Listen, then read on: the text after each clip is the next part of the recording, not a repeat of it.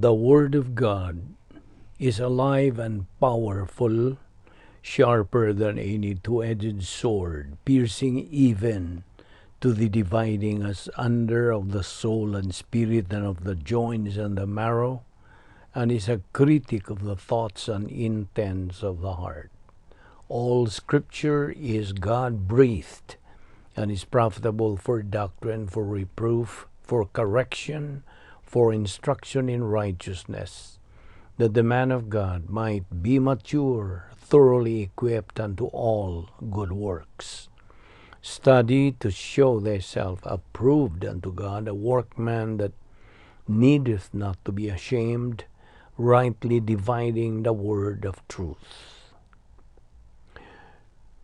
Una sa tanan, kini ang inyong higala, inyong igsuon, nga mga magtutuo kamo, ako kamo mga igsuon, o kaninyong tanan, nga mga higala. Kini ang nagadala sa atong ministry sa Vic Balbido Evangelistic Ministry. We are based here in California since 2017. Og niining adlaw doon ako mensahe nga pinasahi alang sa atong mga igsoon diha sa Pilipinas. Ilabi na ngadto sa mga Visayan speaking people og labaw sa tanan ng atong mga igsoon diha sa Bohol, where I came from.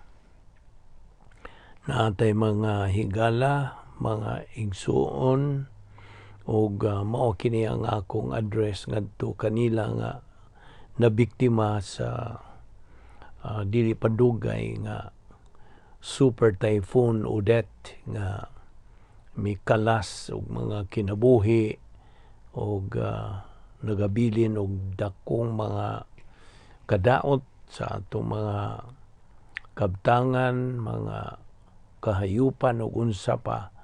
So, ako mibati gayud sa tuman nga pagsabot sa ilang gibati karon nga kapaitan.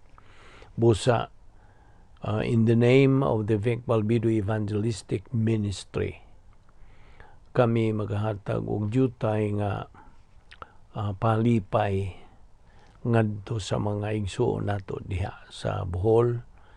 Og asa ko to maabot kining atong mensahe. Now, of course, istorya kami sa manager and owner sa stasyon DYEM FM diya sa Dumaguete. Tag-iya usab sa The Negros Chronicle nga si Eli Diharesco. Anak kini siya sa akong former boss diya sa stasyon DYRD diya sa Tagbilaran. O kini siya, si Eli, is also a member of the BCBP Dumaguete North Chapter. O hisgot kami bahin ining kahimtang karon sa atong mga igsuon diha. So we give some small help ngadto sa atong mga igsuon diha. Og uban ning akong mensahe, of course, ato kining giuluhan kining maong mensahe nga pinasahi. God in the midst of calamities and catastrophes in the world. Mao kini atong uluhan. So, kaninyo nga mga igsuon nato, nga mga magtutuo ilabi na, o sa atong mga higala diha, nga napiktahan gyud maayo ining maong bagyo, calamity, akong ihalad kaninyo kining mensahe nga atong ipasupot diha nga na kaninyo.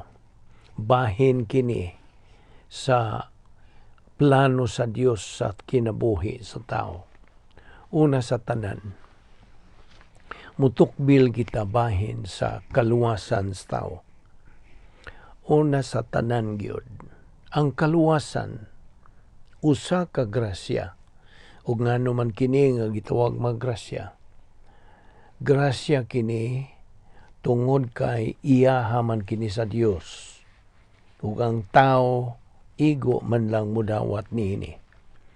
Ang Dios mipili sa pagtanyag og kaluwasan ngadto sa tanang kaliwatan sa tao. Nobody's exempted. All members of the human race mao'y gitanyagan niini. Apan sabta pag-ayo nga kadtong espiritual nga kamatayon ni Kristo dito sa krus, wala ug dili kini makahatag og kaluwasan. Paminaw maayo nini, nagatanyag lamang kadto og kahigayunan ngadto sa kaluwasan. In other words, this is a provision of salvation. Apan sa dihang mutuo ka ni Ginoong Jesucristo, ingon nga imong manluluwas, diha mamahimo ka nga anak sa Dios.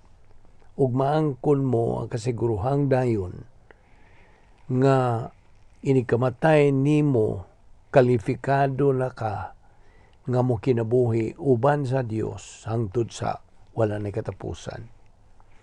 Dili ato kining ginamagama, kundi atong ibasihan ang pulong sa Dios. Ang Dios nagkanayon sa ang pulong diha sa 1 Juan 5:13. Gisulatan ko kamong tanan nga nagtuo sa ngalan sa anak sa Dios, aron masayod nga kamo may kinabuhing walay katapusan. Ani ay mga katarungan nganong gisaligan na kita, gipasaligan kita nga mahilangit. Una sa tanan tungod kay ang mga tulumanon nga kinahanglang sundon aron mahilangit ta, natuman naman ni Ginoong Jesucristo alang kanato. Ikaduha, ang paagi nga mahilangit dili pinagig mga buhat, kundi dili pinagis pagtuo. Episo 2:8-9. Ang Juan 6:47 nag-ingon usab, sultihan ko kamo, ang mutuo may kinabuhing walay katapusan. Ang Juan 3:18, ang tanan nga mutuo sa anak dili silutan. Apat kadtong dili mutuo kaniya, gisilutan na kay wa man siya mutuo sa bugtong anak sa Dios. Juan 3:36 nagaingon usab, ang mutuo sa anak may kinabuhing dayon. Apan ang dili mutuo sa anak, dili makabaton sa kinabuhing dayon. Magpabilin hinuon kaniya ang kapungot sa Dios hangtod sa kahangturan. Abigod nimo, kung magmatinud-anon lamang gyud ang ubang tao, muangkon lang unta kini sila nga sila sa tinuod nagpaningkamot sa ilang kaugalingon nga may langit. Ang ilang pagtuo, anaan nila itumong sa ilang mga mayong tuyo ug dalaygong mga buhat. Dili ngadto kang Ginoong Jesucristo. Nakasabot ka? Pananglitan, sa dihang ang usa ka silingan mamatay, ang iyang asawa mo ingon kanako, sigurado gyud kung tuan na siya sa langit, di ba? Maayo gyud to siyang tao. Oo, tinuod nga maayo gyud to siyang pagkatao, ug maayong bana ug amahan nga manggiw na unaon apan ako siyang giingnan pagdugang. Unsay akong giingon niya? Oo. Atuan na siya karon sa langit kung mutuo o mituo siya kang Jesucristo ingon nga iyang manluluwas. Kaya bigod nimo, ang bugtong solusyon maura gyud ang pagsalig ni Kristo. Faith in Christ. Kaya ang Biblia, tataw man nga nagpadayag sa pag-ingon, kay pinagi sa pagtuo na luwas kamo, tungod sa grasya sa Dios. Dili kini inyong buhat kundi gasa sa Dios. Efeso 2:8. Now sa higayon nga atong dawaton si Hesukristo ingon nga atong personal nga Ginoo ug manluluwas pinagis pagtuo, iya kitang pasahiluon sa tanan tang mga kasalanan ug dawaton kita niya sa bug-os gayon. Si Ginoong Hesukristo ra gyud ang makadala kanato ngadto sa langit ug wala gyoy bisag kinsa, wala. Ikaw tuod higala. Imo na bang gituuhan si Ginoong Hesukristo? Kaya kung wala ka pa makahimo niyana, maayo tingalig buhaton ka na nimo karon mismo. Kay basig ugma ulahin na. Busa, may I repeat to say, pag-ingon dinhi, nga ang dili magtutuo adunay kagawasan sa pagpili. He has the freedom to choose. Gawas nun siya sa pagtuo kang Kristo, gawas nun siya sa pagsalikway kang Kristo ingon nga manluluwas. Unsay buhatos usa ka di magtutuo aron maimpyerno siya. Tubag? Wala. Wala siya buhaton. Padayuna lang kana siya sa pagkaingon. O pasiguruhan lang kana siya nga mamatay sa maong kahimtang. Kaya binimo, ang pagka-negatibo mo resulta sa pagsalikway kang Kristo. Gusto? O kung sa resulta niya, eternidad dito sa linaw sa kalayo. Eternity in the lake of fire. Now, kung itiknikal ta ka na, kasakitan unya, ang hukmanan nga dakong puting trono, Great White Throne Judgment, unya sa katapusan, the lake of fire, ang linaw sa kalayo. Paminaw ragod. Ang dili magtutuo, an unbeliever, tinuod gyud nga siya ang kapitan sa iyang kaugalingong pagtuo. Gusto?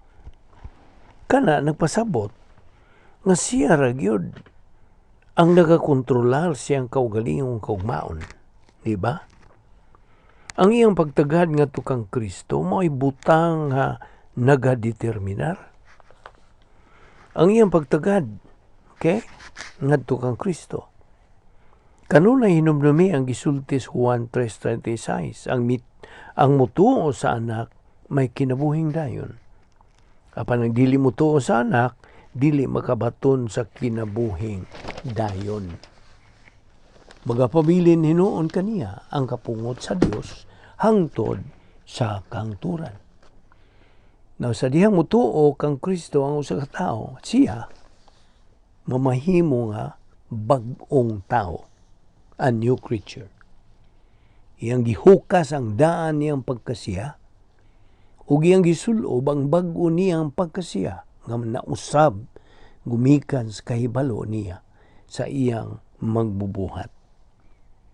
Karon kay luwas naman siyang pagkatao, nasakop na siya sa mga tao nga pinili sa Dios, sanglit gisuloban naman siya sa pagkamatarong sa Dios, God's perfect righteousness. Giangko na siyang balaan, ingon man gimahal nga mainiton. Nawang pulong malaan tuod nagpasabot og gipaglain o linain nalingkawas nagikan sa unsang personal nga sala, nahimo na kitang ingon ka maayo sama nga ang Dios maayo. We are as good as God is good.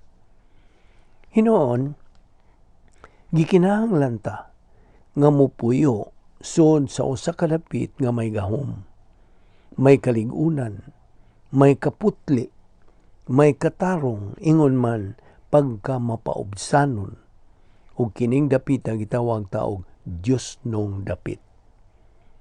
Naunsaon tamang mga magtutuo pagpuyo sud niining mong dapit nga may gahom? Unsaon? Ang paagi yan lamang, ug mao kini. Hinganlan ta ang kunon ta, isugid ang tanantang personal nga mga sala direkta ngadto sa Dios nga Amahan.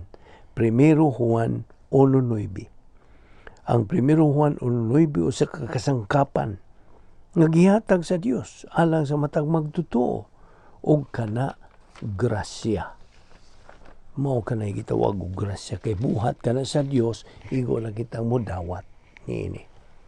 Sa diha nga ikaw mohimog desisyon sa labing manungdanong desisyon sa tibuok mong kinabuhi, ang desisyon sa pagtuo pagdawat kang Kristo ingon nga imong personal nga manluluwas.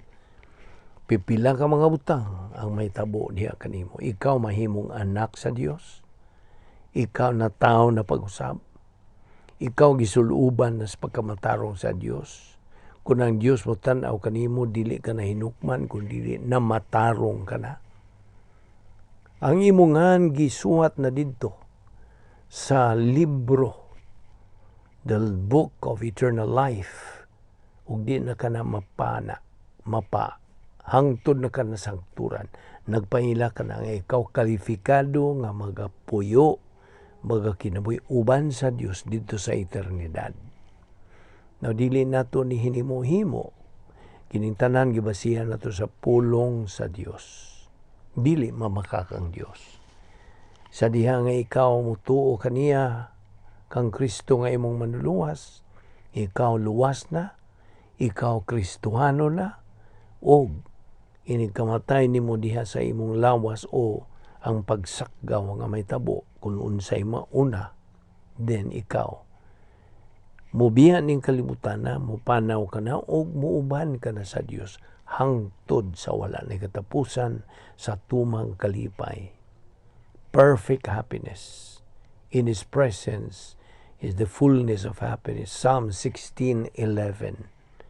Ug busa, pahira na ang tanang luha dito. Revelation 21:4. God will wipe away all tears from their eyes. There will be no more tears, no more crying, no more pain, no more suffering, no more death, because the old things are passed away. Busa mo kini akong mensahe kaninyo sa atong mga higala ug mga igsuon diyan ni Kristo. Kini ang panahon sa paghimo og evaluation sa atong kinabuhi. Ilabi na nining katalagman nga dili padugay atong natagamtaman sa atong mga kaigsuonan diha. Ilabi na diha sa Bohol, my home province, and my love, my care, and affection goes with you. Og nagatuo ako nga kita makabarog. We are resilient as people, as a people of God. And so, dinhi, akong ibilin kaning mensahe nga akong gisaysay kaninyo hinaot nga magkitaay pa kita o kining nagasingabot nga panahon sa Pasko sa pagkatao sa atong Ginoong Jesucristo. Atong sugaton kini bisan tuod ug nahiagom kitag mga katalagman apan ang Dios. Mao ning atong giuluhan kining atong mensahe. God in the midst of calamities and catastrophes in the world. Salamat sa inyong pagpaminaw o ang Dios magauban kanato. Maayong adlaw kaninyong tanan.